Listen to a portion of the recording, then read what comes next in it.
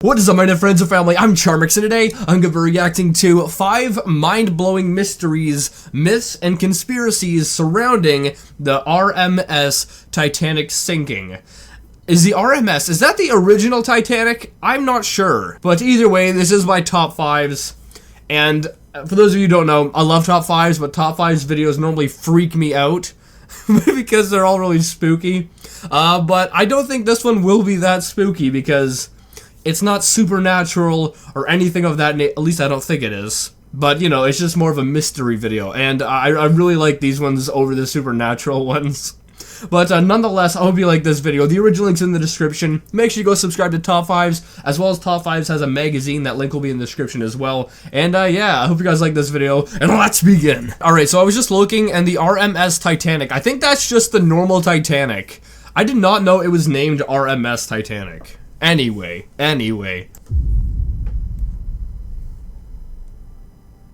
The sinking of the RMS Titanic is without doubt the most famous maritime catastrophe to date, and although the tragic night of April 14th, 1912 was over 100 years ago, the talk of Titanic has far from faded.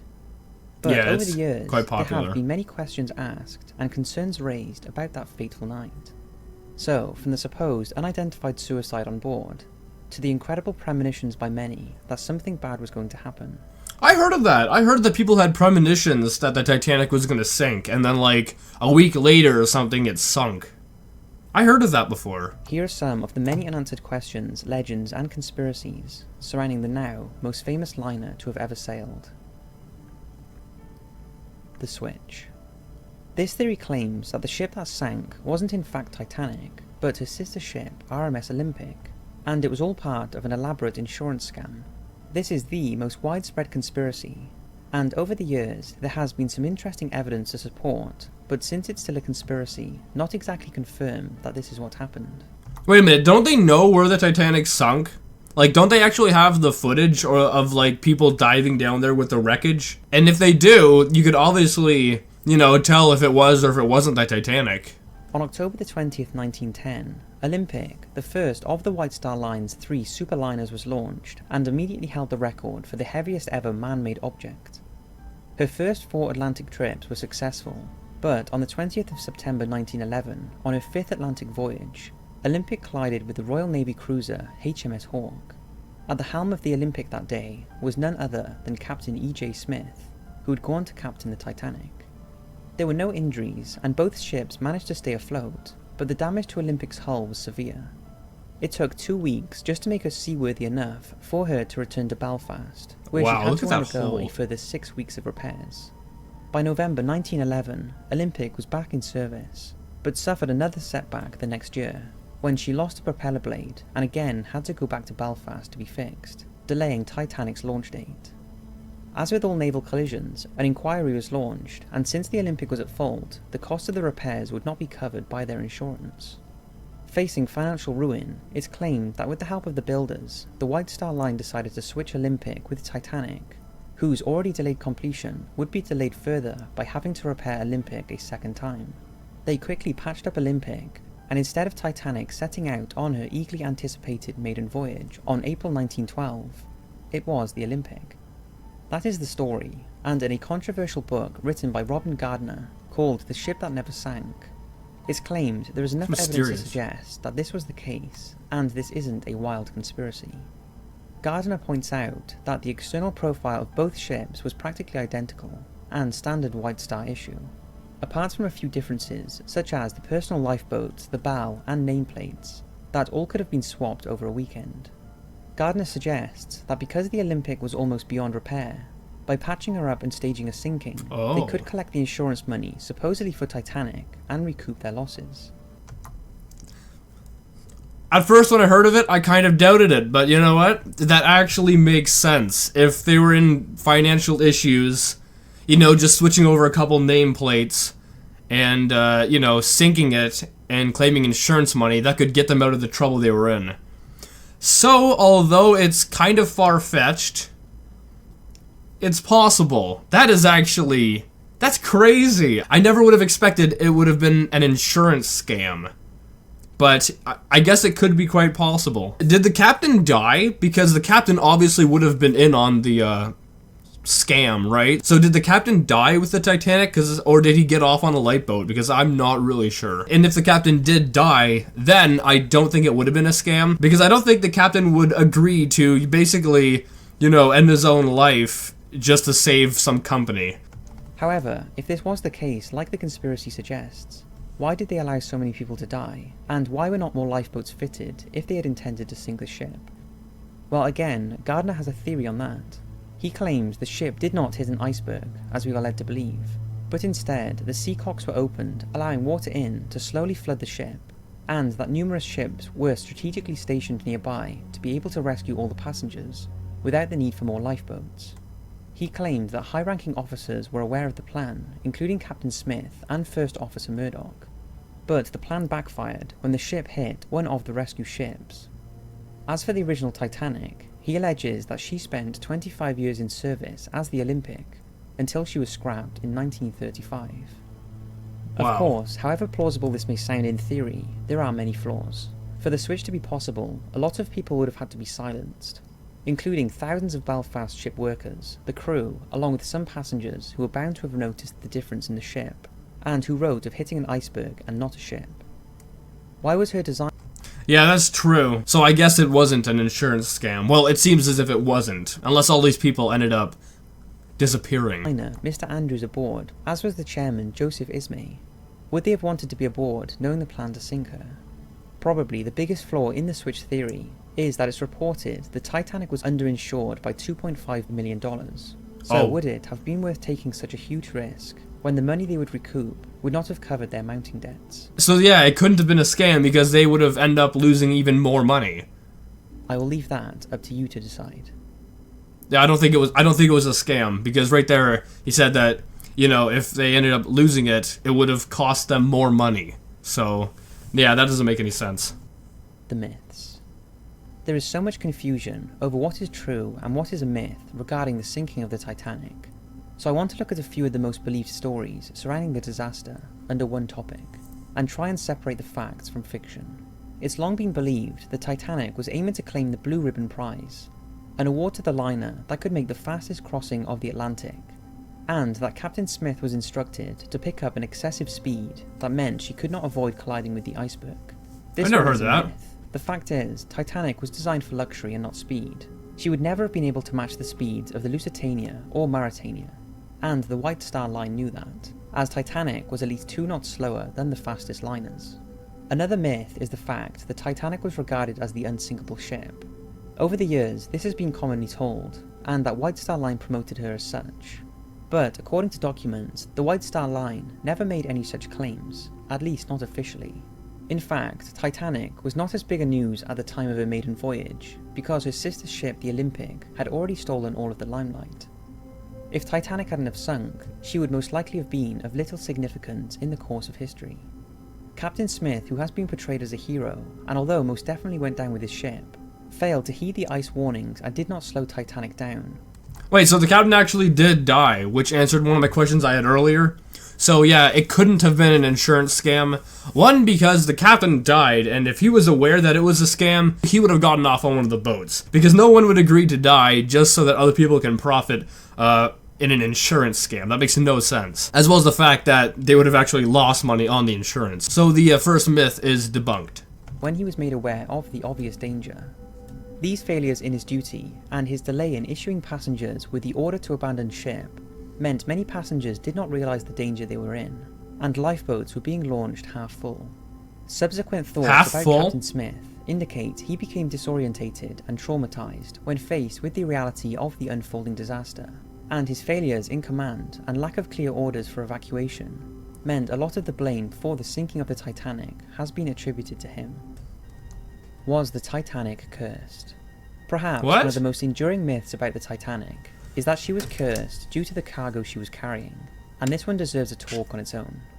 It's long been I've never heard of that before. Alleged and debated that she was carrying the mummy of Princess Amun-Ra, the Egyptian princess who lived around 95 BC, and when she died... Wait, why? It wasn't a cargo ship. It was a passenger ship. They were like, what? think it was like 15 or 1,500 people on the ship. It wasn't a cargo ship. Why would it have been carrying this? And if it was, that makes no sense, because there was a whole bunch of people that could steal stuff. You know, it would have to have had, like, guards around it all the time. That makes no sense. Was buried in a wooden coffin in a deep vault in Luxor, Egypt. In the late 1890s, 4 wealthy English gentlemen were invited to Luxor with a view to purchase the lavishly decorated mummy case, which, as far as the rumour goes, had been separated from the remains of the princess. One of them paid several £1,000s for the coffin and had it delivered to his hotel, but just a few hours later he was spotted walking out into the desert and was never seen again. The next day, one of the other men in the group was shot in the arm and had to have it amputated. The other 2 returned home to England, and one of them discovered the bank holding all his money had failed and he was bankrupt. The 4th man suffered a debilitating illness and ended up on the streets. Despite these misfortunes, the coffin finally found its way to England, where it was purchased by a London businessman, who, after his house burned down and his family were terribly injured in an accident, donated it to the British Museum. However, as the coffin was being unloaded at the museum, the truck carrying her apparently suddenly moved backwards and trapped a passerby. After the coffin was finally safely installed in the Egyptian room at the museum, it was reported that at night, hammering and sobbing could be heard coming from the casket, and night watchmen and cleaners refused to go near it. The museum authorities decided to move the mummy into the basement out of view, but within a week of the move, the supervisor was supposedly found dead at his desk, and one of the helpers had fallen seriously ill. The museum decided to sell the coffin to a private collector, and due to evil energy, the collector was advised to get rid of it as soon as possible. So you put it on the Titanic? Did you know it was going to sink? Although with her reputation now well known, no museum would take the coffin, so eventually an American archaeologist paid a handsome sum for her and dismissed the ill fortune as coincidence. It's coincidence if one thing happens, but if something horrible happens to every single person involved with it, you know, I don't think that's a coincidence. He arranged for the mummy to be shipped across to his hometown of New York, and boarded a ship along with his new treasure in April 1912. That ship was, of course, the RMS Titanic. Wait, so they actually brought the mummy onto the Titanic? Why? It wasn't a cargo ship. It was like a passenger ship. What? It was like a luxury cruise. Why would you bring... I don't know. It would probably have been cheaper to bring it across, you know, in a different fashion. The wooden coffin was then apparently rescued after the accident and put back on display in the British Museum of London. All the bad luck surrounding the coffin is said to be true. However, if it was on the Titanic and then rescued, and this could have cursed the ship like many still believe, is up for some serious debate, as there are no definitive records of it ever being on board. But there's no records of it being on board, so... I don't know, because it doesn't make sense why they would have it on board, because it was a cruise ship, not a cargo ship. I don't know. What's your thoughts? That one's too weird. Titanic premonitions. No, this is what I've heard of. On April 14th, 1912, a young girl called Jessie Sayer lay dying in her bed in her hometown of Kirkcudbright, Scotland. In her delirious state, she recounted seeing a large ship sinking, and a man playing the violin called Wally, a nickname for Wallace. Within hours of her death, Wallace Hartley was playing his violin with the rest of his band as Titanic sank. This is on the same day that she died, that the Titanic collapsed? This seemingly premonition was not a single event. In the aftermath of the sinking, several passengers came forward with claims they had visions of imminent disaster and decided against booking a ticket. Very smart. Unfortunately, some did not change their mind, despite the visions of something bad happening. Anne Ward was the 35-year-old maid of the Cardezza family, and it was claimed she told her mother before the voyage that she did not want to go. She could not explain why, as she had made the same trip across the ocean on other occasions. But this time she had a fear that something was going to happen. When the ship began to sink, Anna was rescued along with her employer, Mrs. Cardez. First-class passenger Major Archibald Willingham Butt had such a strong feeling that he would not return home from his trip on the Titanic. He contacted his lawyer to put all his affairs in order in preparation for his death. Wow. Why would you go on it then? He perished in the sinking, and his body was never recovered.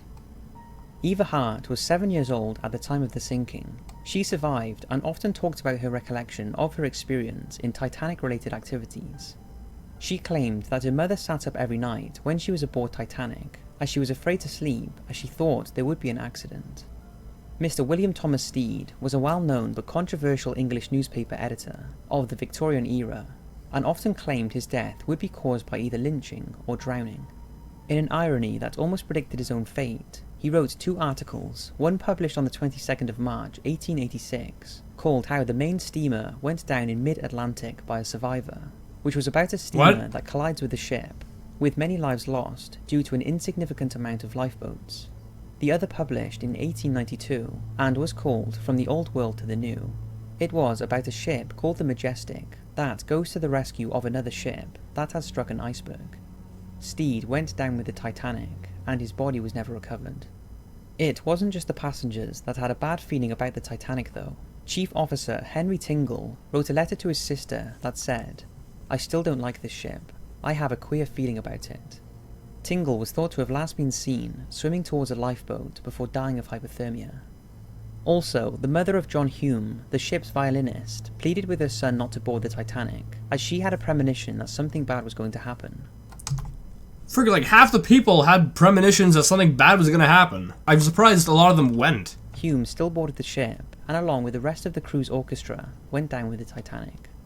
One must wonder why there were so many people who had premonitions of the Titanic disaster before it took place. And I would love to hear your thoughts on why you think this was. Okay, so that was very interesting. I'm surprised, a large portion of them that had, like, premonitions actually went on it. I don't know why you would. Always go with your gut. That's what I've learned. I don't know why they went on it when they, had a bad feeling something was gonna happen. Anyway, I hope you guys did like this video. The one with the mummy is... Actually, they're all very weird. Anyway, guys, I hope you did like this video. It was very interesting to say the least. I'm not sure which would have been the most interesting story or myth or whatever, because the first one with the insurance scam, it wasn't proven to be false, but there's so much evidence against it. First off, the insurance money was $2 million under, so if, they lost money on that, so it obviously couldn't be the insurance, as well as the fact that the captain died with it, so he didn't know that was going to happen. So the odds are he did not know that it was an insurance scam. So I don't believe the insurance scam. The mummy one, it wasn't a cargo ship. It was a passenger ship, so the mummy one seems not likely either. I don't know. Anyway, if you did like this video, make sure you give it a thumbs up, possibly share with a friend. If you're new, hit subscribe and join the family today, and I'll see you guys next time. Boop!